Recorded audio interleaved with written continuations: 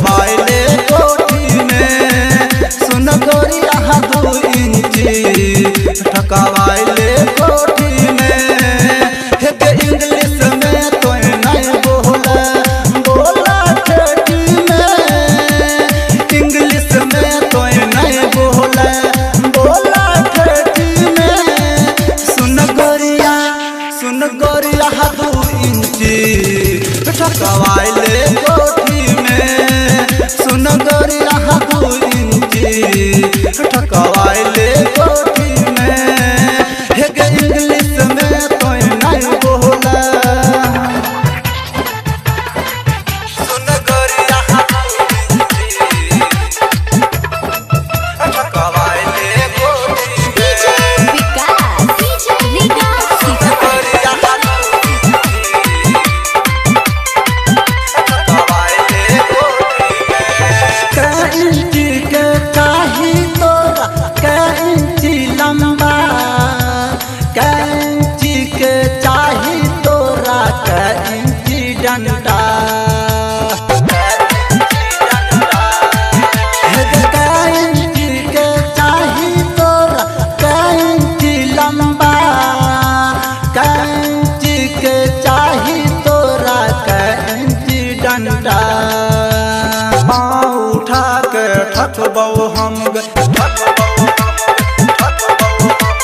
पाँव उठा के ठकबौ हम तोरा पार्टी में। पाँव उठा के ठकबौ हम तोरा पार्टी में। सुन गोरिया 2 इंची ठकवाइले कोठी में। सुन गोरिया 2 इंची ठकवाइले कोठी में। के इंग्लिश में तो नहीं बोला। सुन गोरिया 2 इंची ठकवाइले कोठी में। डीजे विकास गोरिया ठकवाइले कोठी में। टूटल फाटल छौ तोहर खटिया टूटल घर के गे। 2 इंची के कांटी लाके की करवायब से। टूटल फाटल छौ तोहर खटिया टूटल घर के गेट। 2 इंची के कांटी लाके की करवायब से।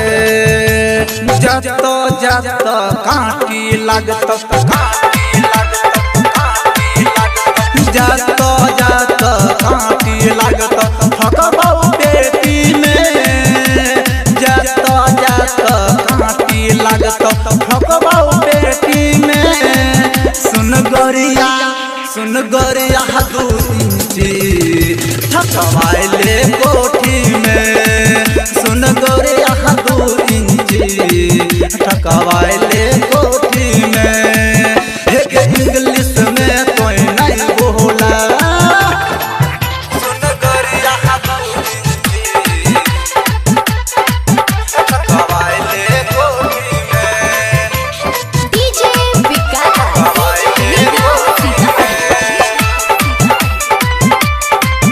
सुन गोरिया 2